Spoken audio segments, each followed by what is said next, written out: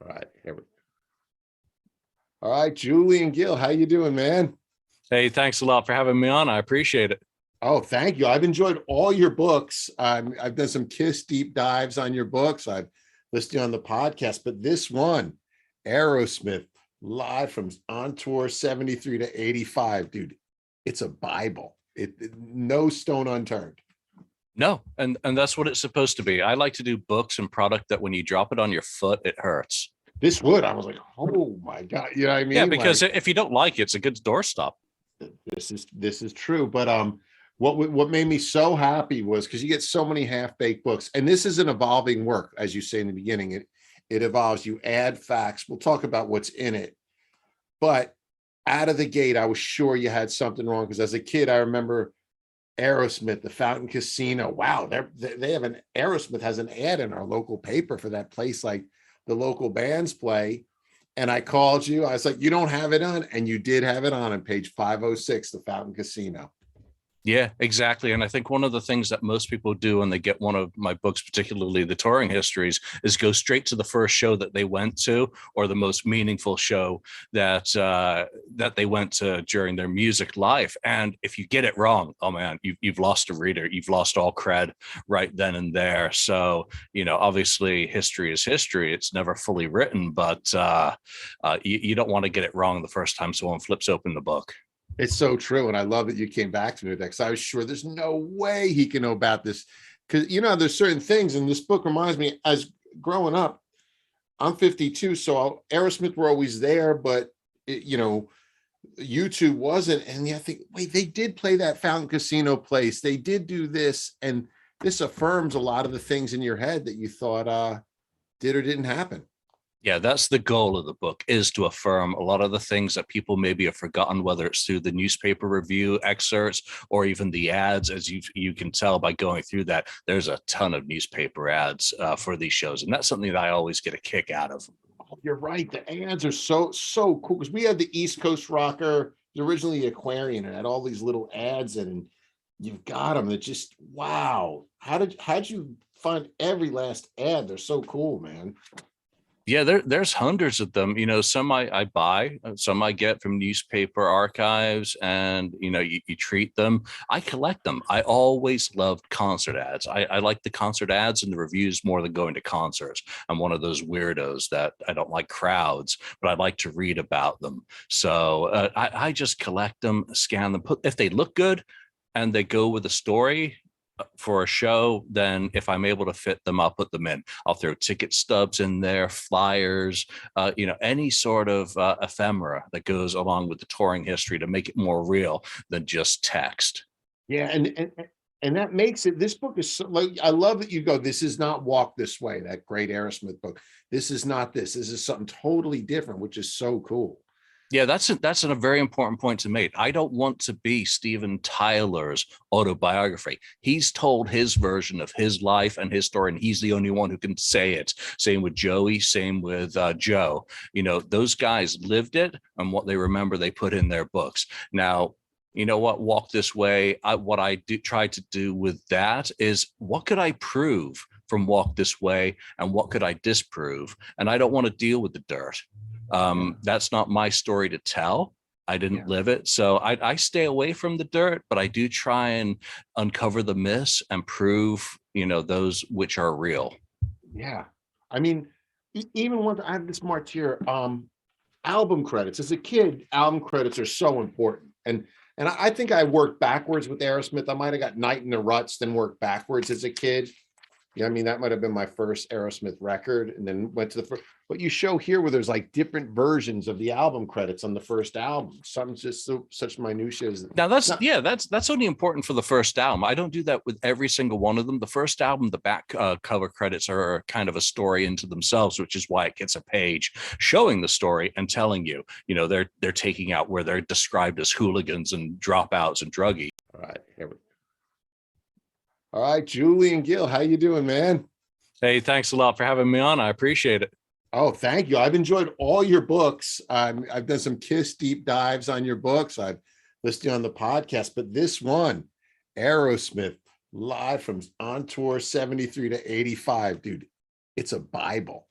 No stone unturned. No, and that's what it's supposed to be. I like to do books and product that when you drop it on your foot, it hurts. This wood, I was like, oh my God. You know what I Yeah, mean? because Like, if you don't like it, it's a good doorstop. this is true. But what made me so happy was because you get so many half-baked books, and this is an evolving work, as you say in the beginning. It evolves, you add facts. We'll talk about what's in it.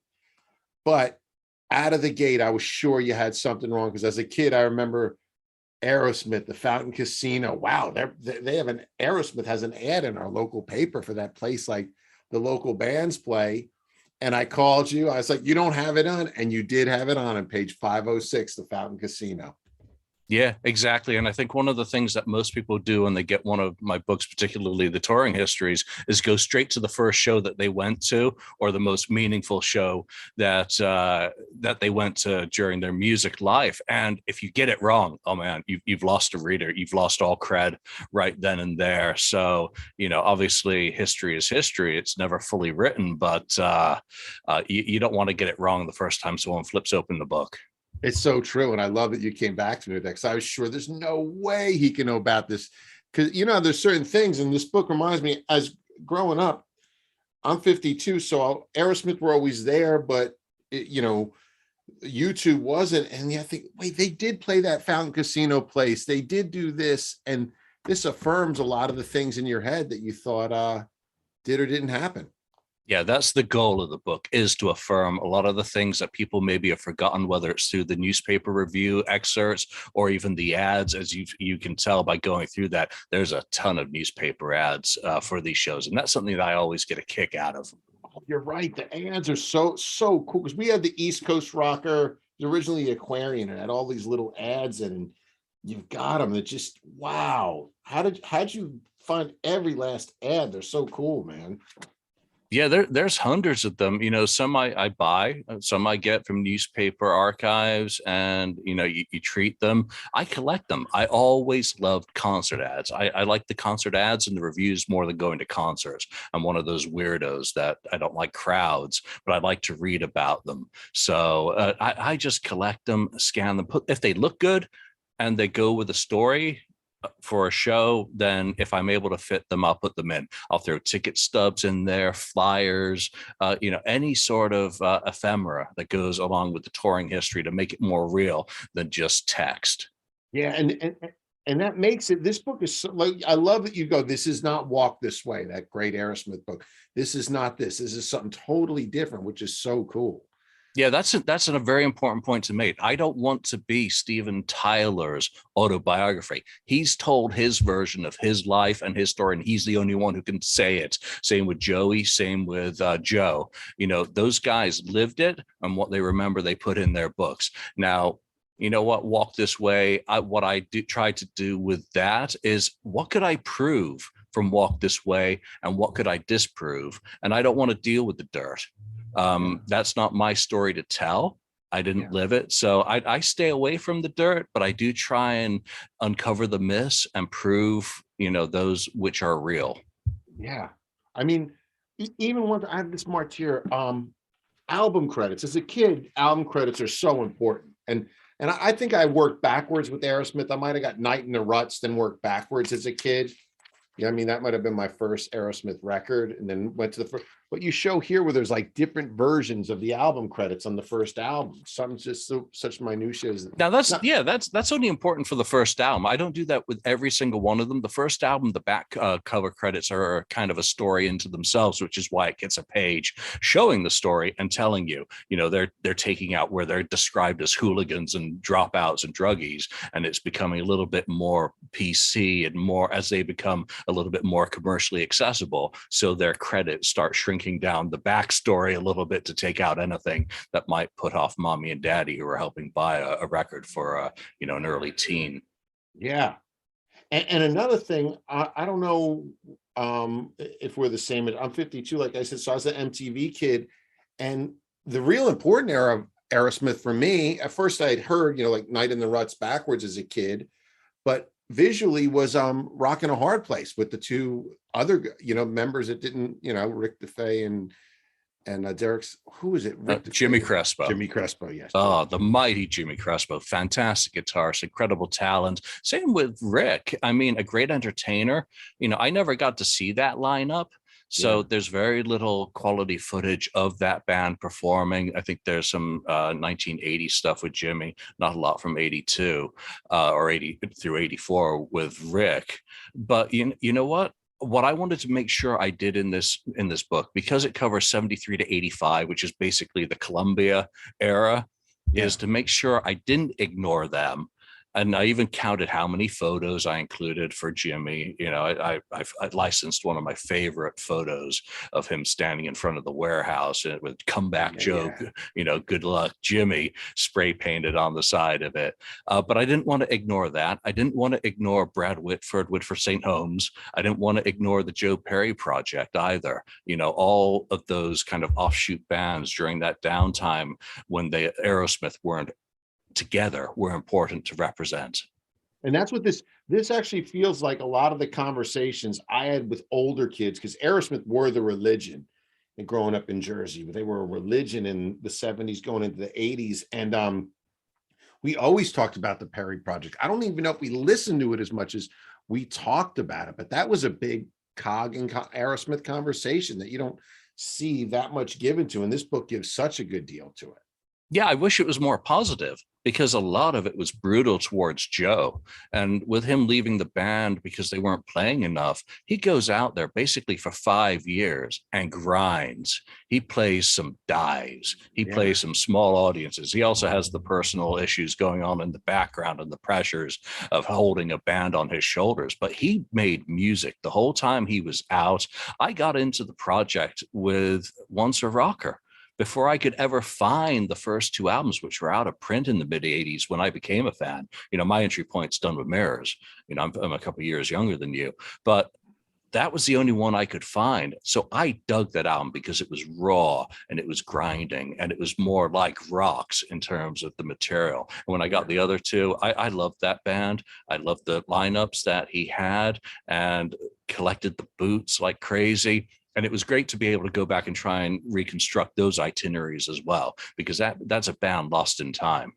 Totally. I mean, because and going to some of your other books, when you love a band, you gotta you love their weird albums, their messed up albums. Like I saw Kiss in second grade and Destroyers. So my parents took me, but the Elders, what I want to know about. I know and you've done books on the solo albums. You unearth the things that people don't unearth. The thing, if you're a really fan, where you really want to know about. Yeah, we're cleaning the dirt out from under the nails of the corpse in some cases with the Elder. I mean, I think probably went a little bit too far. I always like to mention Tim McFate was the driving force on Odyssey, the Elder book, and also G&A's Peter and Paul, the solo albums book. Those were his brainchild. He did a vast majority of the interviews. I did some and then packaged it all up. But what we did want to do was get to those people. I mean, who would think about interviewing the guy who built the prop door to the Elder cover? I mean, that's crazy. But now it is documented for all time, the story behind that and the construction of it, and also the people other than the band members themselves who went into the creation of the album. Yeah, it's incredible. And by the way, this cover, it feels like growing up to me. It feels like the cool t-shirts. It feels like the mirrors at the fair. Just this captures something. And I went to the guy's website. I forget his name. Just what? Chris Hoffman, amazing artist. And when I asked him to do the cover for this, I gave him the concept, which is obviously built off one of the TV performances from the early era. And I said, go with it, but I want the colors to pop. Do you remember, album covers and how important packaging was? The image is everything, but it has to represent the band and it has to represent the era that the book covers. And he absolutely hit a home run. Oh God. He's done an equally good job for volume 2. It's just incredible how he captures them. And it really does. Hopefully it brings someone's eye to the book and makes them want to flip it open and read it. Yeah, because when I opened it, my mind was when I keep staring at this pit. It drove me to go to his website. There's just, how long did this take him to do? This is like high art. This isn't fooling around? Was it a while Yeah, for? no, he actually did that quite quickly once we got the concept in line, and then once he had the ball and he ran with it, it was quick. I was shocked. He actually on his Facebook page had a video of him working on the illustration, which was amazing to be able to watch. Because he asked if he could share, working on it with people. I'm like, heck yeah, you don't have to wait for me to put out the book. Show people what you're doing. It's your art. You're the artist, and it was fun for me to see the creativity going into what was going to go on the front cover. Yeah, yeah. Wow. And you know what? Just one thing, all the different opening bands. I love that we start with bands like Mahogany Rush with Aerosmith, and at the end we have Black and Blue opening for them. It was just, and in between, like Nugent becomes a big staple with them. I love the ads and just really just seeing who was opening for them. You really feel these shows. All that extra detail, I think, tells a little bit more of a story of the band's life. Who's opening for them? What size venues are they playing? I throw in the gross figures where I've been able to, find out that data from Variety, Amusement Business, and all these other trade publications. What sort of audiences were they pulling? When they're opening for the Dolls or touring, with Mott, then you go through all the years to the other bands that they play with, Cheap Trick, and, Nugent obviously becomes a very important part to the Aerosmith story. And then you end up with Autograph filling in Yeah. for Black and Blue in early 85. It's Yeah. nuts. It's so crazy. And MTV hits in the middle of this. That's even crazier that MTV is in the middle of this book. MTV is, early stage of MTV, right? Right. Yeah. Because Yeah. 82, you've got one video basically out that goes into rotation. And just to think of how important in volume 2, the MTV is to Aerosmith and its continued success and reinvention. Well, initially they were Yeah. afterthoughts, just like Kiss. Yeah. Yeah. And it's you talk about the book. I love you call it's a non-static book, that it changes if something changes. If you get new information, you change. History is never fully written. When you go back in time, you can only find out what you can find out at that point in time. You may find out something else, a year down the road. So I don't like to say that this is frozen. It's not 100%. It can never be, because that's just the nature of this sort of work. You're not writing something that can't be changed, can't be corrected, that someone else can't come in with more information. And there's always someone, well, actually, I went to that show in 1974, and who you've got listed as the opening act was not. That happens. And Yeah. you're like, awesome, learn something new. We're correcting it. We're going to Yeah. keep correcting the history. And that's why there's the companion website that goes with it, that I do still need to upload all the data that I wrote in the book, but it will have everything that is in the book on the online. It must just be a natural thing to, because I did it. See, I was like, you don't have the Fountain Casino. You're like 506. And it was that, you know what I mean? It's Oh, I have great. it. When Yeah, I yeah, do conventions and expos, people come up and look at the books and say, I need to check something before I buy it. And flip. Oh, it's in there. Oh, I remember that review. Oh, that guy was a jerk, So that's what it's about. And, both sides of that coin are equally valid. When someone says, well, you didn't, I was there in 1973, 74, whatever, and to be able to add the seasoning to the steak is important. But I like to think that the steaks, it's a good cut of steak, I hope. 100%. And even for me, like as a kid, we used to joke, we'd hear radio ads and we go, John Scher presents. And like looking at, there was a time where the promoter was kind of a rock star. And you have those rock star promoters in the 70s and early 80s names. I love it, especially on the East Coast. Yeah, and again, I like to include the promoter names just because you see who was booking them in these areas, how many shows were these guys booking. It changes as the industry changes and evolves up to this day. We've lost a lot of those promoters who are big in the regions, Brass Ring in the Midwest, Beach Club, John Scher, Metropolitan. It has changed. Everything's Live Nation now, or, and a couple of other big players, but every region had its powerhouse at one point. Yeah. And even looking at Aerosmith, and this isn't that far off. I think it's 80 or 70 or $8.50, $9.50 a ticket for Madison Square Garden. Yeah. Crazy. Weren't those the days before you had your add-on fee for air, your add-on fee for how many times you breathe during the show? To see some of these lineups for $5 in the mid 70s, and the concert packages that you would get, because you wouldn't always just get, related bands. You might get an education in Yeah. music. You're going to see a hard rock act that you care about, but you've got an opening act that you've never heard of. Yeah. You would often discover new bands, or you wouldn't like them. It didn't matter, but you could get some very eclectic mixes, and it was a good price as well. Yeah. What's your favorite show if you have one in this book? Is there one that means a lot to you? Maybe you were at, or maybe you weren't at. I don't know. No, I think of the shows, any of the early shows, the 71 shows, or even the initial run of shows. It's a year ago today, actually, which is kind of funny. I arrived in Boston to do my site research. And that involved driving up to New Hampshire, driving up to the barn, going to all these places. I think Hopedale, I think his second or third gig. I write these things down because my memory is really bad. But to actually stand on the stage where Aerosmith played their second or third show, to go to the high school where they played their very first gig, and these sites still exist, to go to the barn. Those are the shows that mean a lot to me, because I've been to those places. And in some cases, I've stepped on the same stage that Joe Perry was playing with Ray Tabano, you know, early on. So I'm a geek when it comes to that, to go to those sites, to drive to them, and to see them in person, because you can't do that with a lot of bands, especially in, say, New York City and Kiss, as you've mentioned. Those Yeah. places are gone. Yeah. And I think there's a special breed of person that loves doing that. I don't know if you did you hear the Bob Dylan, Bruce Springsteen story in Long Branch from a few years ago? No.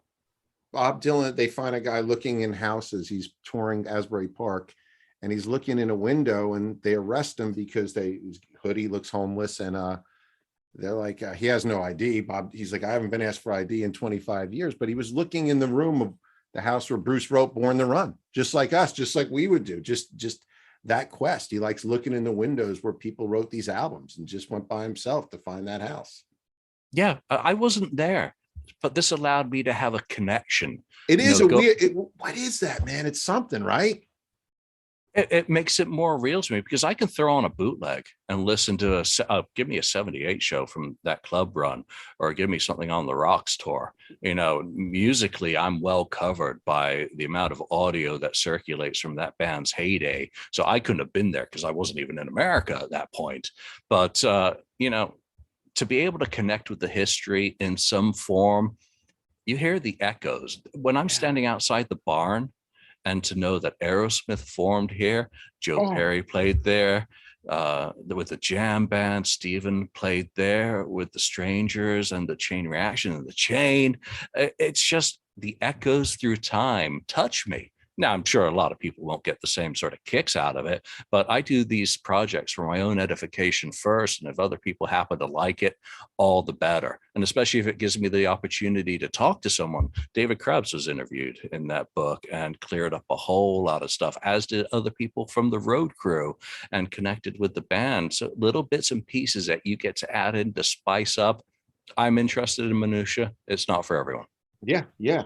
But you feel that through the book. You feel that love, and those drives that you've probably taken just to go to these places. And I know when I go to those places, I go, what if you could just go back in time? Just give me 30 seconds where it just flashes to, you know what I mean? This guy walking in trying out for this band. You know what I mean? It's insane. It is, as is standing in the parking lot of a little dingy joint in Vermont, where Ray Tabano was fired, and you're just standing in the parking lot going, yeah, so Ray was hopping on his motorbike here while Brad Whitford's about to go and play his first gig with the band. And yeah, it's fun. I love it. I wouldn't change it. You learn so much. Hopefully I've wove all these different threads together in a package that's consumable and enjoyable, and not too dry. That's the No, aim. no. I think you have to be you have to be a fan, and have that love affair with things like that. But I mean, just the way you have it laid out, you can't really see. It's just laid out so well, man. I mean, reported audience, set the set lists at times. So just so much, man. Michelob sponsoring this Michelob beer. I mean, so many little details of the time, you know. Yeah, and hopefully it jogs some memories. How did you come to writing this, and how long did it take you? I know it's a weird question, but It's been a work in progress for nigh on 20 years. You know, I've done similar histories on the touring life of Kiss in the 70s, and I kept seeing, you know, the ads for Aerosmith, and they were very seldom in the same place at the same time. But as flipping through newspaper reels, you'd see Aerosmith, Kiss, Cheap Trick, all these other bands, and there are very few bands that have had my attention all my life as a music fan.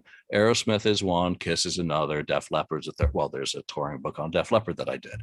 So it's one of those things that I squirreled away all these notes, and I finally got to the point where I'm like, I want to do something with it. Do I have enough to generate a book or a work on a level with what I've done with the Kiss touring histories? And are there enough people around who will talk or are available to talk about it in order to fill in some of the gaps in the knowledge? And once I was able to answer those questions, I was like, yeah, I did a sample chapter for myself, showed it to a few people, and then I really committed to putting it together. That's awesome. Yeah, it's just it's funny too that you say those three bands, because I love all three of those bands too. And it feels like each of those bands are actually six bands. You know what I mean? Because I love non-makeup Kiss, but that's like a whole nother band. I love Def Leppard, but that those first two albums are more of a Zeppelin-y heart. You know what I mean? Like Completely different band. I've interviewed many people from the Metallica world up here in the Bay Area, and everybody says Hetfield was rolling those. I mean, I doubt he was cranking Pyromania, but those first two records were staples in the Metallica house in El Cerrito. And what Kiss, and Aerosmith. Of course, we have the pop era that I DJ. It's wedding songs. You know what I mean? Like Don't Want to Miss a Thing. It's all great, but it's a different band. Yeah, and that might be what draws me to these bands, is that they're bands with very long histories, with very different parts of those histories, including the number of people who have come and gone through those bands. But, they're very, you can't put on High and Dry and then go listen to Slang or X and not know that it's the same band. It is, but it is so not. Give me High and Dry any day of the week. I'll listen to that album. But the same goes for Aerosmith. Whereas I love Rocks. Well, you can also see Permanent Vacation as kind of an updated analog of Get Your Wings. They've got very similar things going on, just with a different language being spoken. My favorite two Aerosmith songs are Seasons of Wither and Jaded. So I definitely go in both. I get a lot of crap for that, but those are my two favorite Aerosmith songs. They're complete different bands almost. Yeah, there's no wrong answer with it. Whatever floats anyone's boat's all right. Yeah. And just let's be honest, all those bands are great, Kiss, but Aerosmith live is just incredible. When they're on their game, it's just nuts. Yeah, and they're a band that's never been afraid to mix up their sets and throw in their stuff. Even during the MTV era, you could still expect to get something that would make a diehard happy. Maybe not as much as a diehard needed to be really happy, but they were never afraid to keep that catalog, ticking over and throw in some songs. I'm glad I got to see Let the Music Do the Talking live. That was, again, done with Mirrors, being my first album. I'm very close to that material. So, they do it. Kiss, not so much these days, but at least Aerosmith has continued to have very wide and varied set lists. Yeah, that Don't Want Mirrors, does that have My Fist Your Face on it? Yes. I mean, is there a meaner song, just the way it fades? It's that they were mean at that point. That and the one with Lightning Strike, Rockin' a Hard Place, they were just mean. I mean, some of those lines are insane. Yeah, they still had the creativity, but it was a whole different sort of band at that point. So, those two albums, they're more closely related than not in some ways. Okay. And you say there's a second book coming out. What's that about? There's volume two, which currently spans, it's written and it's just as big as that. All I have to do is the narratives and hopefully some interviews. But it does the same thing with 1985 through, I think I had to chop it back to 2006. So Root of All Evil with Motley Crue is the ending point for that. And it does exactly the same thing. Compiles touring data, set list, attendances, and it's got a very similar cover, and we'll have to see in a year or so. I need to give it some time. I need to give this one some time to breathe as well, because I'm working on a few things at once. What Root of All Evil, Motley Crue? What's that? That's the tour they did. They went on tour with Motley Crue. I mean, oh, okay, yeah, I do remember that. I didn't know that was the name. I didn't know that was the name. That was the name of the tour, and I keep having to chop it back because it's getting too big. So, I thought I was going to be able to do the Geffen years and everything else after, but it just got too big. So I want to keep it focused to kind of the pre-guitar hero era, after which everything kind of changes. You talk, I love your books, and like you say, Aerosmith, Cheap Trick, Kiss, of that Motley Crue, Rat era. If you had to do a book of one of those bands, what band would you pick? Of like, I actually started a Crue book. Oh, you did? I did exact same thing. Not all the books I start get past conceptual stage, but I'll often do quite a bit of research and try and do a sample chapter for a tour, and see if I've got enough of a story that I can tell that hasn't been told already, or that the band, can't tell themselves. Because a lot of these bands are too busy living life to really be able to. Why would they do a book on their touring history? Yeah. They were on the road. They were living room service. So I think it takes an outsider to try and bring an objective eye to it. But Motley, I tried. Rat, I love Rat, but not enough interest to try and reconstruct their touring history. What stopped the Motley book? What stopped that book? Motley, really. I just kind of thought they lost the plot, and kind of fell off the wagon a bit with them, which was really surprising. Right. These days I'll throw on the Leather album, and that's about it, or maybe 94 for kicks. And that's pretty much where I stay. I listened to Theater of Pain yesterday, but it didn't really rock me like it once did. And Girls, other than a couple of songs, is mostly filler. Yeah, I get what you're saying. But man, well, thank you so much. I love this book. And the best way is Amazon. I'll put links. You send me any links to this. And you also do a podcast, the Kiss podcast as well. That's right. I do the Kiss FAQ podcast every week. Got a great crew of guys who've joined me every week for coming up on 8 years. So all my books are up on Amazon. I'm self-published, so that's the only place that will sell me. All right, man. Well, thank you so much. I'll put links to everything, and say goodbye to everybody and hang out so I can say goodbye to you as well. Well, Brett, thanks a lot for having me on, and thank you to everyone who's listened, or if you've supported one of my books in the past, it's very much appreciated. All right.